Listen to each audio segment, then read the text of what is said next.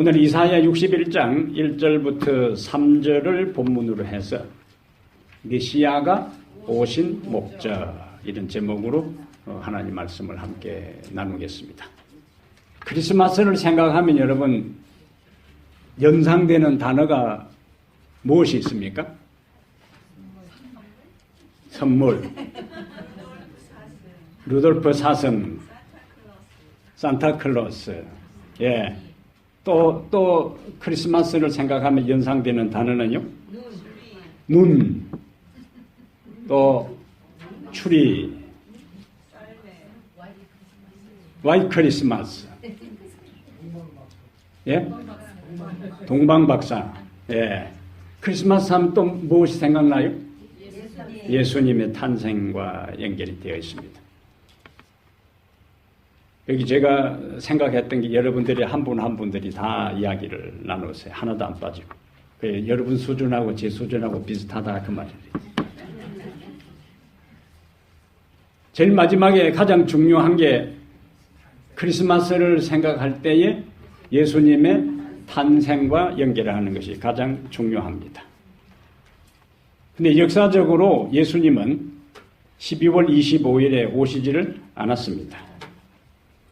하지만 집 안팎으로 크리스마스 장식을 하고 방송이나 또 상가나 가게에서 크리스마스 캐럴이 울려 퍼지는 이때에 성탄의 목적을, 왜 메시아가 오셨는지, 왜 예수님께서 이 세상에 초림하셨는지 그 목적과 의미를 되새겨보는 것은 중요한 일입니다. 왜냐하면 사람들이 실제적으로 크리스마스가 되어도 개인적으로 예수님께서 이 세상에 오신 것의 목적을 진지하게 생각하는 경향이 거의 없이 그냥 여러 공휴일 중에 한 날로 가족들이 함께 모여 그냥 파티하고 보내는 그러한 날로 생각하기 쉽기 때문에 오늘 우리는 그러한 주변 사람들과 시대적 상황과 상관없이 비록 예수님이 25일 날 오시지 않았다 할지라도 이러한 분위기 속에서 그분이 왜 오셨는지를 한 번쯤 진지하게 점검하고 생각하고 살펴보는 것은 의미가 있습니다. 그러면 왜 예수님은 구약에 예언된 메시아로서 무엇을 위해 어떤 목적으로 이 세상에 오셨을까? 오늘 본문의 그것의 핵심적인 내용들을 이야기를 하고 있습니다. 주 여호와의 영이 내게 내리셨으니, 임하셨으니, 이는 하는 이 연결고리는 기름을 부으신 목적, 성령이 임하신 이유는 여호와께서 내게 기름을 부어사, 첫 번째는 뭡니까? 가난한 자에게 아름다운 소식을 전하게 하려 하심이라. 예수님이 오신 첫 번째 목적은 가난한 자에게, 그 다음에 무엇을?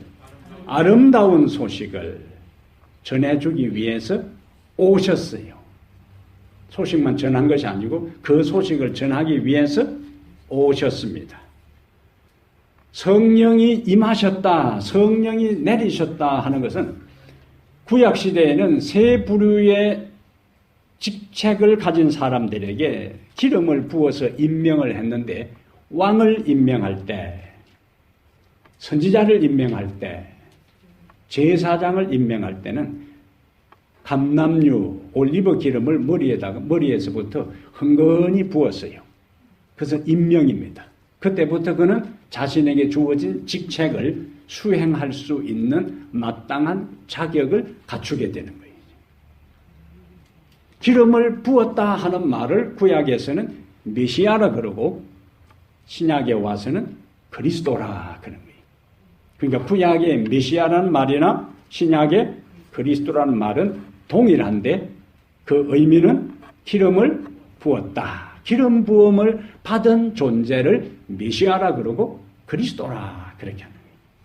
그럼 왜 하나님께서 성령을 통해서 예수님을 메시아로 임명하고 기름을 부으셨는가? 그것이 첫 번째로 가난한 자에게 아름다운 소식을 전해주기 위해서. 아름다운 소식이 복음입니다. 구원의 복된 소식이 누구에게? 가난한 자에게. 여기에 가난한 자에게는 물질적인 가난함만을 의미하지 않습니다.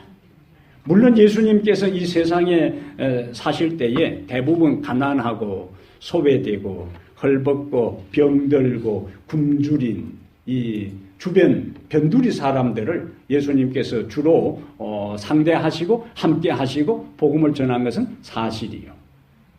그런데 여기서 말하는 가난한 자는 물질적인 가난만을 의미하는 것이 아니라 마태복음 5장 3절에서 말하는 심령이 가난한 자를 의미합니다. 팔복 가운데 제일 첫 번째 복이 심령이 가난한 자는 복이 있나니 천국이 그들의 것임이요. 그리고는 애통하는 자, 온유한 자 이렇게 나가요. 그래서 이 은혜의 천국을 형성하는 첫 번째 출발, 기초, 기둥이 뭐냐? 심령이 가난한 거예요. 심령이 가난하다 하는 것은 그 마음에 하나님이 없기 때문에 죄로 인해서 두려워하고 그 다음에 죽음의 두려움에 사로잡히고 영적으로 목마르고 배고프기 때문에 심령이 공허한 사람들을 여기서 뭐라고 하는가? 가난한 사람이라 그랬어요. 가난한 사람. 심령이 공허하다. 보통 우리가 인생 사는 것이 허무해. 20살짜리가 그런 이야기를 하면 좀 안 어울리지만은 인생의 이 숱한 과정과 고통과 아픔을 겪고 난 다음에 삶을 뒤돌아보고 얼핏 언뜻 스치는 생각들이 삶이 참 허무하구나 이런 생각이 이제 여러분들은 전혀 그런 눈빛을 보니까 전혀 그런 느낌이 안 드는 같은 눈빛인데 가끔씩 그런 생각이 들 때도 있습니다. 그런데 이 우리 영혼의 갈증, 우리 영혼의 목마름, 우리 영혼의 공허함, 텅 빈 이 허전함은 돈으로도 채울 수가 없고 쾌락으로도 채울 수가 없고 우리의 마음의 허전함은 인기로도 명예로도 권력으로도 채울 수가 없습니다. 그걸로 채우려고 시도하는 것은 일반적으로 목마르고 갈증과 기갈을 느낄 때에 바닷물을 마시는 것과 똑같은 거예요. 바닷물을 마신다고 해서 그 갈증과 목마름과 기갈이 해결되는 것이 아니고 더 목마를 뿐이다. 이러한 것 가지고는 안 되는 거예요. 돈으로도 돈과 여자와 명예와 권력을 어느 하나만이 아니라 동시에 다 누려본 솔로몬이 전도서 1장 2절에 헛되고 헛되며 헛되고 헛되니 모든 것이 헛되도다. 솔로몬은 자기가 하고 싶은 것을 다 해봤어요. 마음먹은 것은 다 해봤습니다. 다 해보고도 마지막 그의 인생의 결론을 뭐라고 내렸다고요? 헛되도다. 그래서 그는 전도서 5장 10절에 은을 사랑하는 자는 은으로 만족하지 못하고 풍요를 사랑하는 자는 그 소득으로 만족함이 없는데 이것마저도 헛되다. 솔로몬은 다 보통 우리가 그 사람 금방석에 앉았다 하는 이야기인데 솔로몬의 이 보좌가 금으로 장식되어 있는 거죠. 그가 먹는 이 그의 그릇도 그의 숟가락도 그 모든 것이 다 뭐예요? 금이요, 금. 그런데도 불구하고 그는 이렇게 사니까 인생이 충만하고 만족하다는 것이 아니라 삶이 헛되다. 그때 그는 하나님을 떠난 상태에서 그것을 추구했어요. 하나님을 떠나지 않은 상태에서 그렇게 했으면 또 상황이 달랐을 것입니다. 우리가 아는 이 팡세 명상록을 쓴 프랑스 철학자이면서 수학자였던 이 파스칼은 읽어봅시다. 모든 인간에게는 하나님만이 채울 수 있는 하나님이 만드신 공간이 있다. 이 파스칼의 유명한 말이죠. 모든 인간에게는 누구만이 채울 수 있는 하나님만이 채울 수 있는 하나님이 만든 공간이 따로 있다. 다른 거 가지고는 이 빈 공간을 채울 수가 없다는 거예요. 권세로도, 명예로도, 부로도, 쾌락으로도, 이 세상의 그 어떠한 것으로도 하나님이 만들어놓은 이 공간은 채울 수가 없는데, 이것을 전도서 3장 11절에는 영원을 사모하는 마음이라 그랬어요. 영원을 사모하는 마음. 이것은 하나님이 주신 마음이에요. 영원을 사모하는 마음. 하나님만이 채워줄 수 있는 이것은 고린도서 3장 5절에 우리의 만족은 오직 하나님으로부터 나느니라. 우리의 만족, 우리의 채움. 이것은 누구로부터요? 하나님으로부터 나느니라. 그럼 하나님께서 예수님을 인간의 구원자로 기름 부으셨다. 임명하셨다. 왜 임명을 하셨다고요? 가난한 자에게 아름다운 소식을 전하기 위해서. 그럼 그 아름다운 소식의 내용이 무엇인가? 모든 인간에게는 하나님이 만든, 하나님만이 채워줄 수 있는 공간이 있는데, 하나님을 믿으면, 예수님을 받아들이면 인간의 그 공허함과 그 텅 빈 마음을 하나님이 채워주실 수 있다는 그 소식이 무슨 소식인가? 아름다운 소식이다.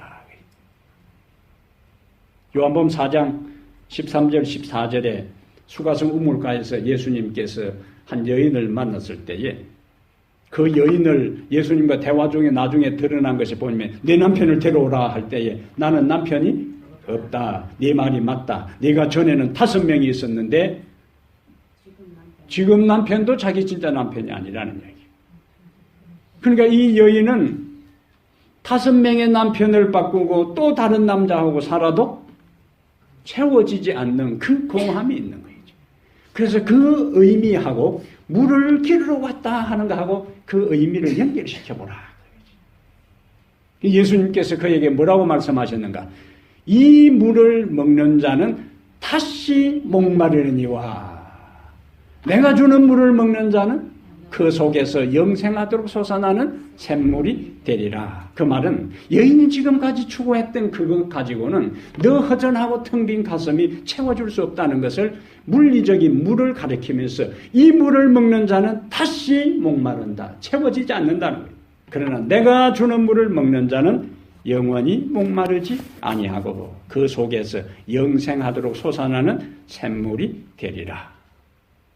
시편 23편은 The Lord is my shepherd, I shall not want. 이렇게 나오죠. 여호와는 나의 목자시니 내가 부족함이 없으리로다. 부족함이 없으리로다. 다른 그 모든 것에는 뭐예요? 부족함이 있는데 시편 107편 9절에는 그가 사모하는 영혼에게 만족을 주시며, 사모하는 영혼에게 뭘 주신다? 만족을 주시며 줄인 영혼에게 좋은 것으로 채워주심이로다. 여기 만족과 채워주심. 하나님만이 우리의 사모하는 영혼에게 만족을 주시고 줄인 영혼에게 목마르고 갈증나고 기갈에 허덕이는 영혼에게 뭘 주시는가? 채워주신 만족을 주신다는 거예요. 2000년 전에 하나님께서 그리스도를 메시아로 임명해서 이 세상에 오신 그분을 받아들인 사람만이 이 세상의 그 무엇으로도 그 어떤 것으로 그 누구로부터도 채울 수 없는 우리의 마음의 빈 공간, 텅 빈 허전함을 그분만이 채워주실 수가 있습니다. 그래서 이런 가스펠송이 있어요. 사람을 보며 세상을 볼 땐 만족함이 없었네. 사람을 보며 세상을 볼 때 만족함이 없었네. 이러는 거예요. 나의 하나님 그분을 뵐 때 나는 만족하였네. 저기 빛나는 태양을 보라. 또 저기 서 있는 산을 보아라. 천지지으신 우리 여호와 나를 사랑하시니. 그러면서 뭐예요? 나의 하나님 한 분만으로 나는 만족하였네. 그러면서 가시밭에 백합화 예수 향기 날리니 할렐루야 아멘. 땡 딱 끝나는 거예요. 저기 중요한 거는 나의 하나님 한 분만으로 나는 만족하였네. 이 말씀 믿으시면 아멘.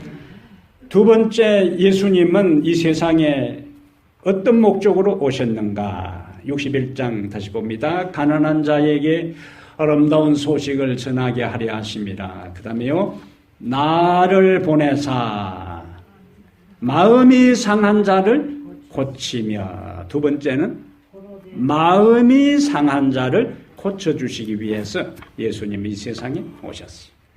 나무에는 나이테가 있습니다. 모든 나무에는 다 나이테가 있는데, 그런데 재밌는 건 그 나무의 나이테에 그 나무의 일생이, 그 나무의 과거가 저기에 다 기록되어 있는 거예요. 나이테에. 그래서 어느 해에 가뭄이 생겼고, 어느 때에 홍수가 일어났고, 산불이 일어났고, 지진이 일어났고, 화산 폭발이 일어났고, 병충해가 성행했는지 모든 여부가 어디에 있는가? 저 나이테에 있어요. 나이테에. 그래서 이 나무가 성장하면서 주변의 모든 환경과 상처들이 고스란히 나이테에 남아있는데, 이것을 연구하는 학문을 목재연륜학이라 그래요.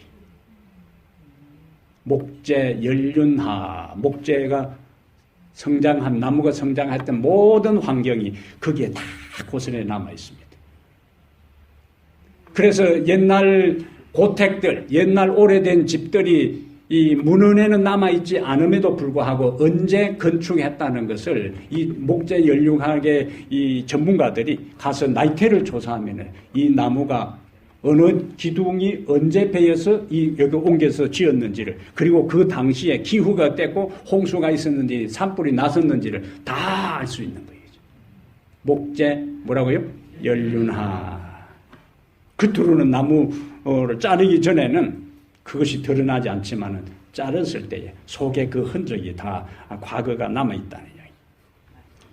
사람도 겉으로 보기에는 아무런 문제가 없는 것처럼 보여도 그 내면에는 나무의 나이테처럼 살아오면서 경험한 상처와 아픔의 흔적들이 고스란히 남아 있습니다.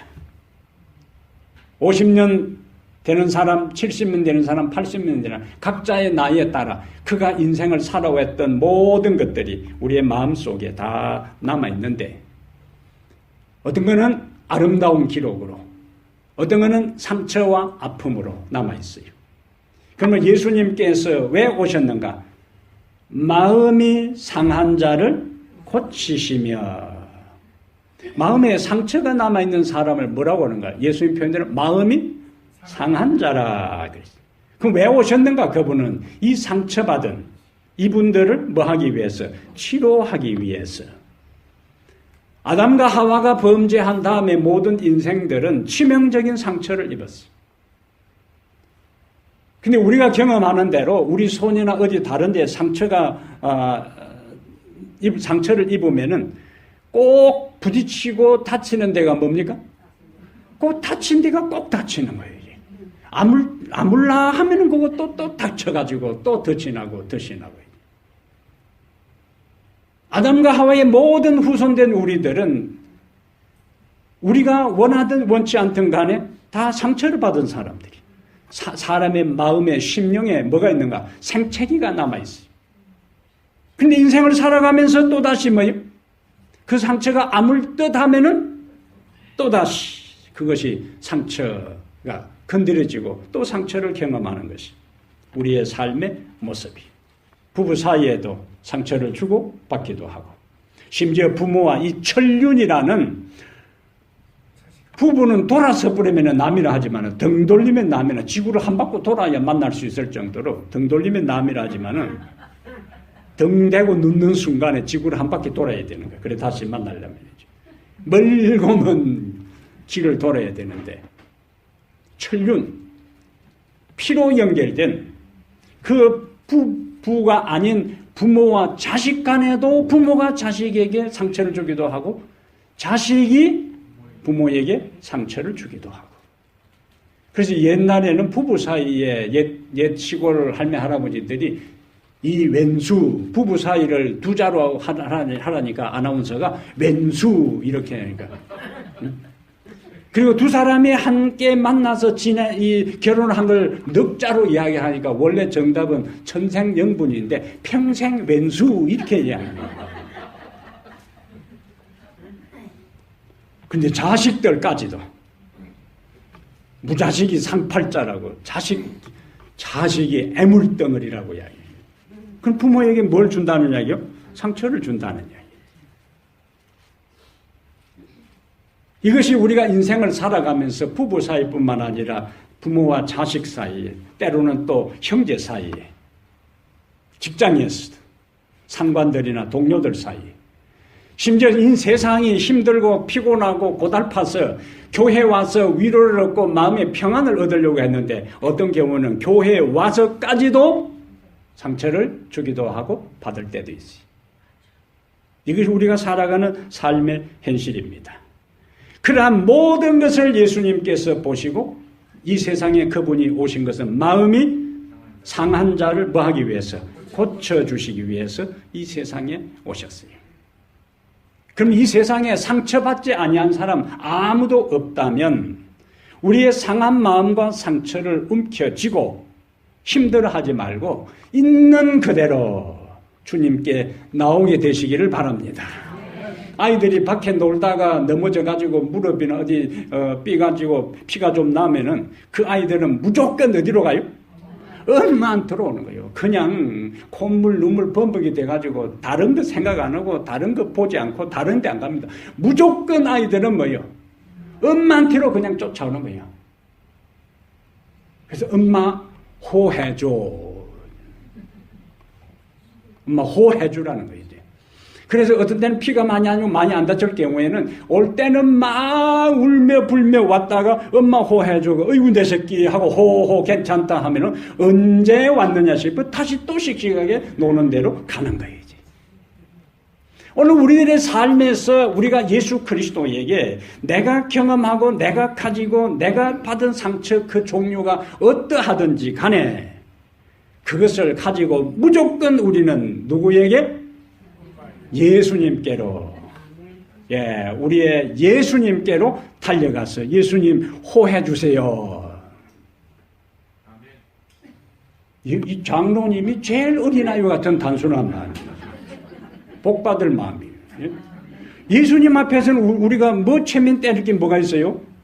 그 가서 뭐 해야 된다고요? 호해달라고 해야 되나? 호해달라고. 다른 사람에게 갈 거 없어요.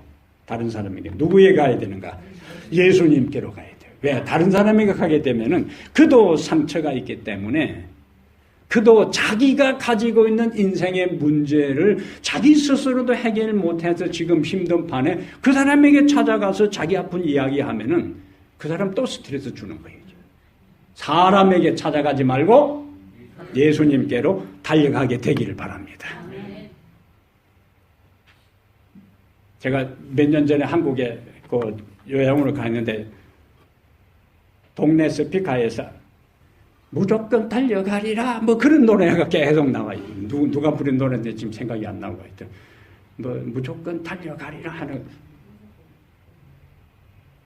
여러분들은 여기 그런 노래를 안 들은 게 참 다행이에요. 아무도 모르니까 다행이에요. 그런 노래는 몰라도 되는 거래요. 어쨌든 우리는 우리의 삶의 모든 상황이 있을 때 어린 아이가 누구에게? 엄마에게 달려가듯이. 왜? 예수님께서는 수고하고 무거운 짐진 자들아 다 내게로 오라. 그리고 아이고 내가 이 우주를 다스리는데 내 일도 벅차니까 가끔씩 오라 하지 않고 내게 오는 자는 내가 결코 내어 쫓지 아니하리라. 저는 그 말씀을 좋아합니다. 이 말씀을 인해서 아멘. 이사야 42장 3절에 우리 주님은 상한 갈대를 꺾지 아니하며 꺼져가는 등불을 끄지 아니하시는 분이시다. 인생은 다 상한 갈대예요. 꺼져가는 등불입니다. 꺼져가는 등불이라는 것은요. 옛날 시골의 등불이나 종지에 기름이 밑에 바닥이 날 때 되면은 이 불 밝기가 점점 죽어집니다. 불 밝기가 약해져요 이제. 그러다가 딱 가버리는 거예요. 근데 그때에 이 뚜껑을 열고 대병 소주병에 보통 석유를 파는데 거기다가 딱 부으면은 다 죽어가던 불이 싹 살아나는 거예요. 가물가물하던 불이 뭐예요? 기름을 들어가는 순간에 다시 살아나는 거예요. 가물가물하는 거는 옆에 조금만 바람만 스쳐도 그냥 꺼져버리는 거예요. 우리의 인생이 그렇다는 거죠. 꺼져가는 등불이에요. 꺼져가는 종짓불이에요. 그래서 설칠 것도 없고 잘난다고 폼 잡을 것도 없어요. 스치는 미풍에도 하나님이 보호해 주시지 아니하면은 우리는 순식간에 꺼져가 버릴 인생들이에요. 근데 예수님은 상한 갈대를 끄지 아니하며 꺼져가는 등불을 끄지 아니하니. 그냥 등불이 아니라 꺼져가는 등불이에요.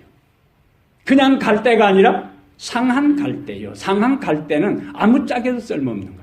인생의 세파에 짐승들이나 사람들이 지나가면서 부러진 그 갈대, 아무짝에도 무용지물인 그 갈대를 방치하거나 포기하지 아니하시고 그것을 다시 일으켜 세우셔서 쓸모 있게 만드는데, 페이프라 하는 말이 파피루스라는 말에서 나오는데, 파피루스는 갈대를 얇게 해서 거기다가 성경 말씀을 기록했어요.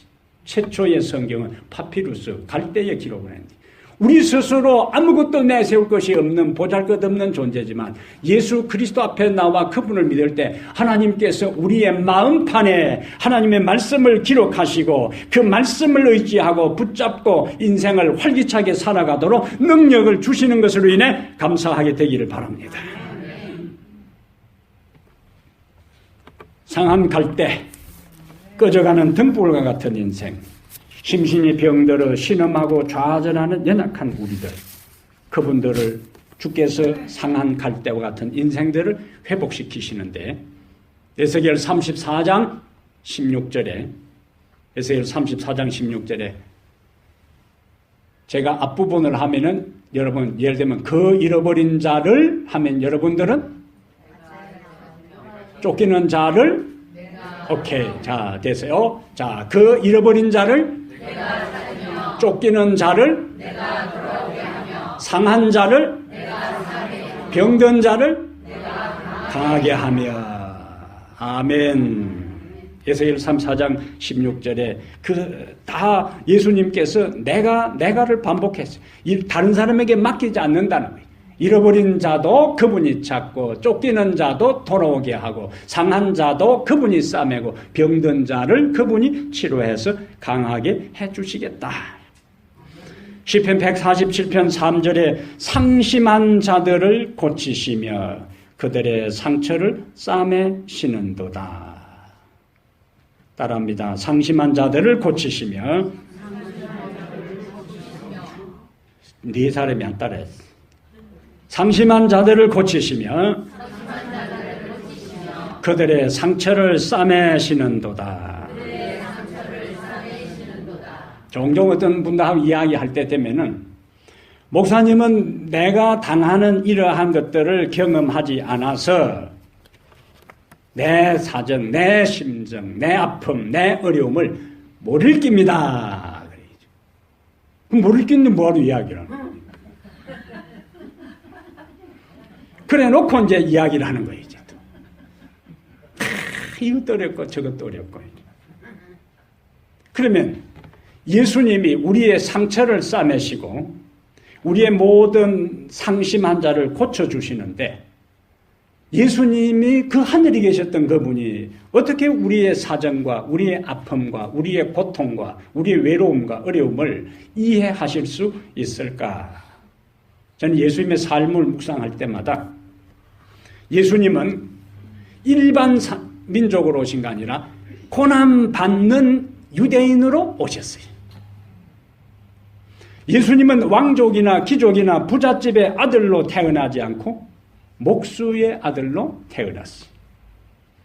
예수님은 외생적으로 정상적인 결혼 관계에서 태어난 것이 아니고 처녀에게서 사자나처럼 태어나셨어요. 예수님은 그가 성장할 때에 부잣집에서 손톱에 떼다 묻히고 사는 것이 아니라 목공소에서 고생하며 힘들게 땀 흘리는 노동을 경험하셨어요. 예수님은 집에서는 여러 다른 형제들에게 따돌림을 당했어요. 요즘 말로 하면 왕따를 당했습니다. 예수님은 믿었던 제자들에게 배신을 당했어요. 예수님은 억울한 누명을 쓰고 법정에 끌려갔고 채찍질로 매를 맞고 고문을 당하셨어요. 예수님은 공정하지 않는 재판관 때문에 억울하게 사형 선고를 받았어요. 예수님은 십자가 위에서 죽음의 외로움과 두려움을 맛보셨어요.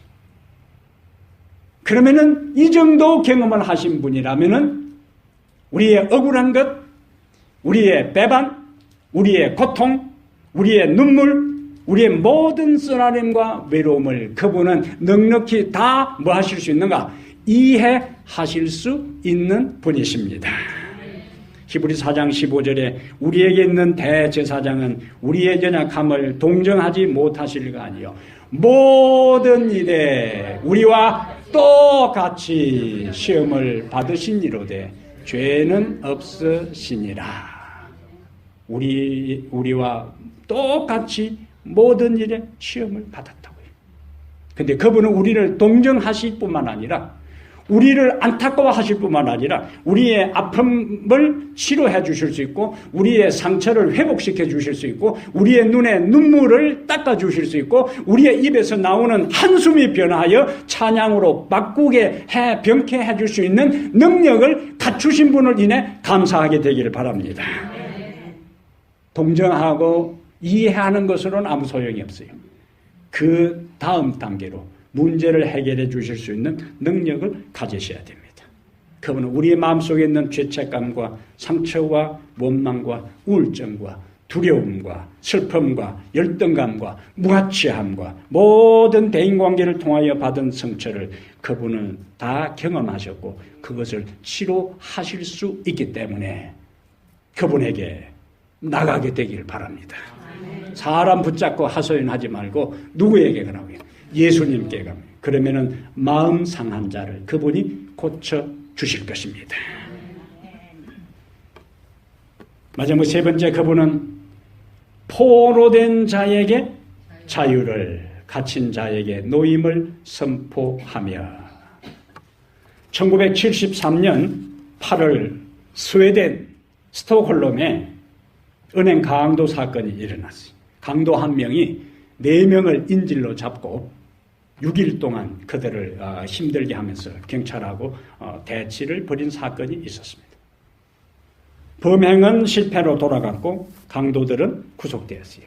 그런데 상당히 특이한 현상이 그 다음에 전개되었는데 면담을 이들을 정신적으로 긴장하고 불안해 있었기 때문에 이들을 치료하기 위해서 면담하는데 그동안에 인질로 잡혀있던 사람들이 인질범에 대해서 이야기를 하는데 예외 없이 4명이 인질로 잡혔던 4명이 다 자기들을 힘들게 했던 그 인질범에 대해서 좋게 이야기를 하는 거예요.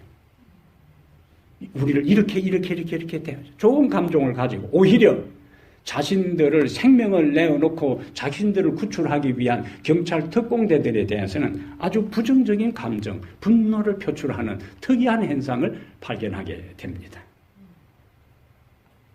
그리고 나중에 재판이 열릴 때 정인으로 서는 것을 거부했어요. 강도에게 자기들을 인질을 삼은 그 인질범에게 불리한 정언을 하는 것을 거부하고 심지어 4명이 어떤 일을 벌였는가?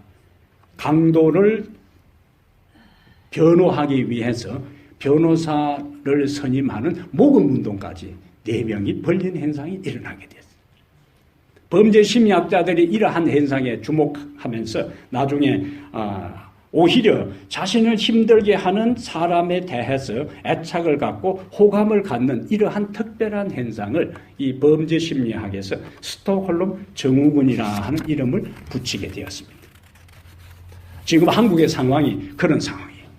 북한의 김정은이가 핵을 만들어서 남한을 인질로 삼으려고 하는데 그것도 모르고 이 정신 빠진 젊은 친구들이 김정은이 오면 환영부대를 만들려고 하고 있고 평화를 이야기하고 있고 지금 전쟁 일보 직전의 위기 상황인데도 평화를 이야기하고 있는 사람들이 있으니 이게 스톡홀름 증후군의 전형적인 현상입니다. 오늘 본문에서 메시아가 오시면 무슨 일을 하시는가? 포로된 자에게 자유를, 갇힌 자에게 노임을 선포하기 위해서 오셨다고 하는데, 대부분의 사람들은 감옥에 가본 경험도 없고 포로된 적도 없고 갇힌 경험이 없기 때문에 이러한 이 예수님의 말씀은 자기와는 상관없는 것으로 생각하기 쉽습니다. 이러한 현상은 오늘날 우리에게 믿는 것이 아니고 예수님 당시에 유대인들에게도 이런 현상이 있었어요. 요한복음 8장 32절에 예수님께서 진리를 알지니 진리가 너희를 자유롭게 하리라. 그 이야기를 듣고 있던 유대인들이 불쑥 질문을 합니다. 이 양반 말도 안 되는 소리 하고 있다고요. 우리가 지금까지 아브라함의 후손으로서 한 번도 남의 종이 된 적이 없는데 무슨 우리로 하여금 진리를 알면 자유케 된다고 이야기하느냐. 이 유대인들의 반응이에요. 이때 예수님께서 요한복음 8장 34절에 죄를 범하는 자마다 죄의 종이라 그렇게 말씀하십니다. 그래서 포로된 자를 자유롭게 한다 할 때 여기 포로는 죄의 포로를 이야기하는 거예요.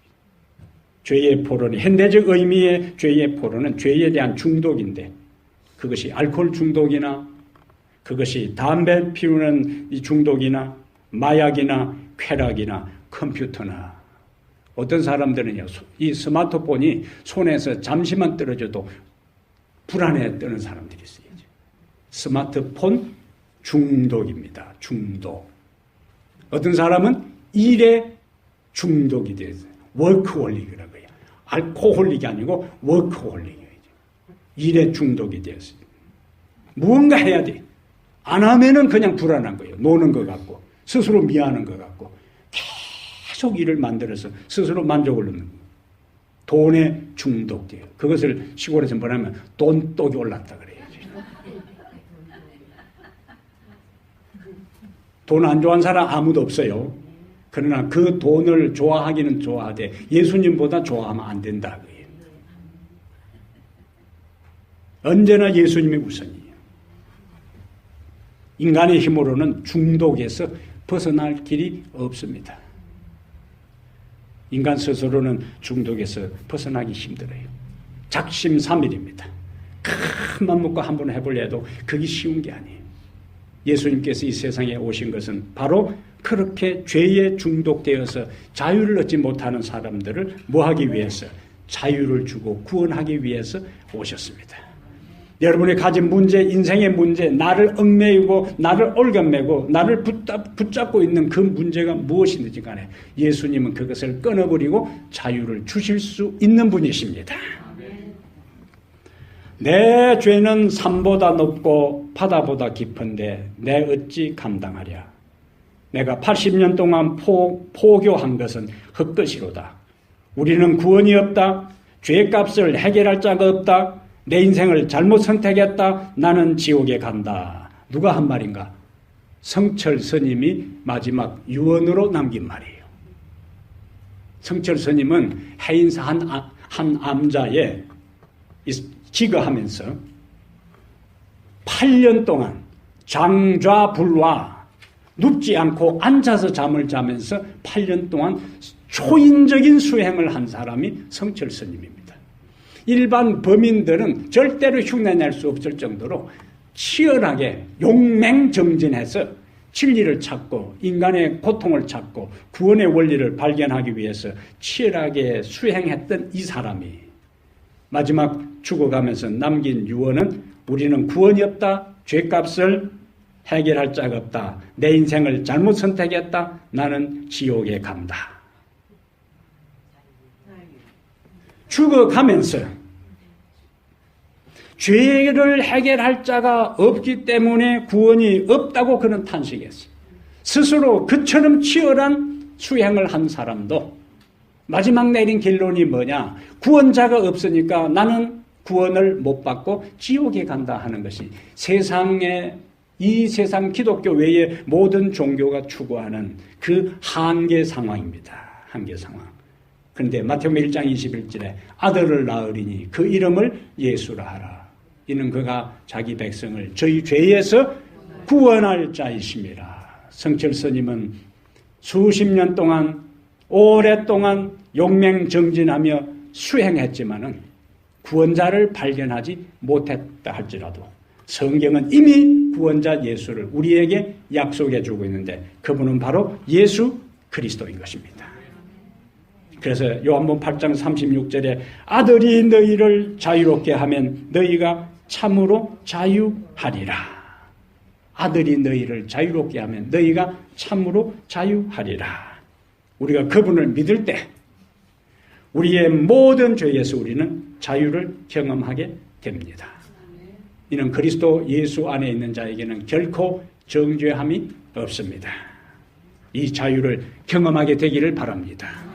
여러분을 얽매이고 있는, 여러분을 힘들게 하고 여러분을 억누르게 하는 숱한 문제들, 내 스스로 다른 어떤 누구에게도 도움을 구해도 해결해지지 아니한 문제랄지라도 예수 그리스도는 진리를 알지니 진리가 너희를 자유롭게 하리라고 약속하셨습니다.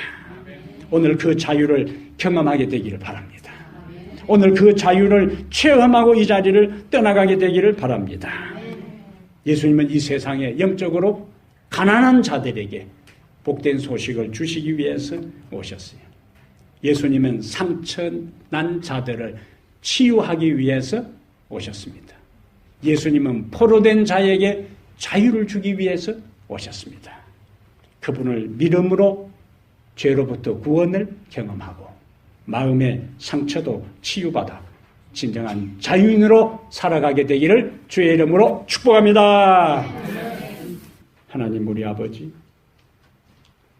이 세상에 사는 우리가 죄의 포로가 되고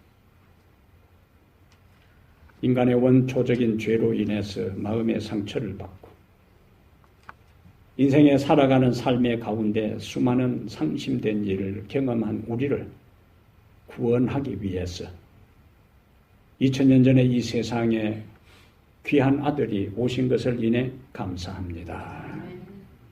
주 하나님, 우리가 왜 예수 그리스도를 믿습니까? 우리가 왜 주님을 찬양합니까?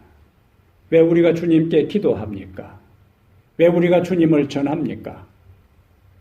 주님이 이 세상에 가난한 자에게 복음을 전하기 위해서 오셨기 때문에 우리도 다른 사람에게 복음을 전하는 것이고, 주님이 상심한 자를 치유하기 위해서 오셨기 때문에 상처받은 우리들이 주님 앞에 나갑니다.